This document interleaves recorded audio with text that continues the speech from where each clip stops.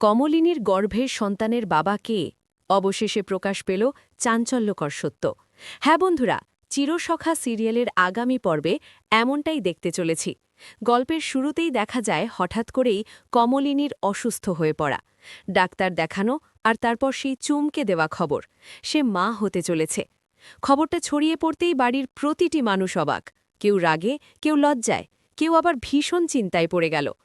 ঠাম্মি প্রথমে বিশ্বাসই করতে পারেননি। কমলিনীকে সামনে বসিয়ে কঠিন গলায় প্রশ্ন করেছিলেন, সত্যি করে বল, এই সন্তানের বাবা কে? কমলিনীর চোখ তখন জলে ভরা, ঠোঁট কাঁপছে, তবুও সে কিছু বলছিল না। মা মাথা নিচু করে বসেছিল, বাবার মুখ লাল হয়ে উঠেছিল রাগে। বাড়ির সবাই নিজের মতো করে আন্দাজ করতে শুরু করল। কারো মতে এটা পরিবারের সম্মানের প্রশ্ন, আবার কেউ কেউ কমলিনীর পাশে দাঁড়ানোর কথা বলল। কিন্তু প্রশ্নটা থেকেই গেল, বাবা কে? শেষ পর্যন্ত এক সন্ধ্যায় সবাইকে একসাথে বসতে বলল কমলিনী।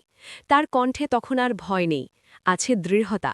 সে বলল, আমি আর লুকাতে চাই না, এই সন্তানের বাবা হল। কথাটা শেষ হওয়ার আগেই ঘরে নিস্তব্ধতা নেমে এলো। যার নাম সে বলল সে বাড়িরই একজন পরিচিত মুখ। নামটা শুনে কেউ হতভম্ব, কেউ অবাক, কেউ আবার দীর্ঘশ্বাস ফেলল। সত্যিটা প্রকাশ পাওয়ার পর অনেক অজানা কথাও সামনে এলো। ভুল বোঝাবুঝি, না বলা আবেগ, আর পরিস্থিতির চাপে নেওয়া কিছু সিদ্ধান্ত। ঠাম্মি কিছুক্ষণ চুপ করে থেকে বললেন, ভুল হয়েছে, কিন্তু সত্যিটা জানাটাই সবচেয়ে বড় কথা। বাবার রাগ ধীরে ধীরে নরম হল। মা এগিয়ে এসে কমলিনীর হাত ধরলেন। সেই মুহূর্তে বাড়ির সবাই বুঝে গেল, সম্মান শুধু সমাজের চোখে নয়, পরিবারের ভেতরেও রক্ষা করতে হয়। কমলিনীর গর্ভের সন্তানের বাবা কে?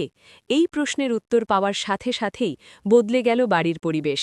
রাগ, লজ্জা আর কষ্টের মাঝেও জন্ম নিল বোঝাপড়া আর নতুন করে একসাথে চলার। আর ভিডিওটি ভালো লাগলে অবশ্যই চ্যানেলটি সাবস্ক্রাইব করতে ভুলবেন না।